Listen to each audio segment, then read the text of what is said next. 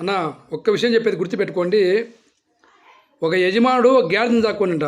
ఒక యజమానుడు ఒక గాడిదని సాక్కుంటే వాడు దాంతో ఏమేమి శాఖరి పని చేపిస్తున్నాడో, బట్టలు మోపిస్తాడు, ప్రతి ఒక్క పనులు అన్నీ దాంతో చేపిస్తున్నాడు గాడితో.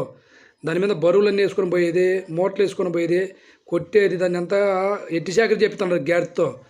సరేలే అని చెప్పి ఆ గాడిద అట్లే ఓడ్చుకొని ఉండింట. ఒకరోజు కుక్క వచ్చి గాడితో అన్నంట, కాదు గాడిది, ఆ ప్రకారంగా నిన్ను కొడతాడు ఆ యజమానుడు, ఎక్కడన్నా పారిపోవచ్చు కదా, ఎందుకు నువ్వు దినం దెబ్బలు తిని ఆయనతో ఉండవంటే గాడిది ఇలా అనిందంట కుక్కతో, మా యజమానికి అందమైన కూతురు ఉంది.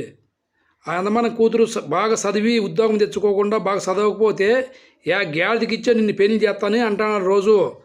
అందుకే ఆ గాడిది నేనే కదా, నాకిచ్చి పెళ్లి చేస్తాడేమని ఒక ఆశతో అట్టే దెబ్బలు తింటాను, అందుకు అట్లే ఉన్నాను అని తింటా.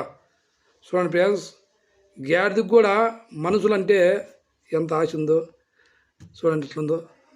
బాయ్ ఫ్రెండ్స్, నచ్చితే లైక్ కూడా సబ్స్క్రైబ్ చేసుకోండి ఫ్రెండ్స్. ఇట్లా మీకే ఎస్పీ స్టార్ నాగభూషణ.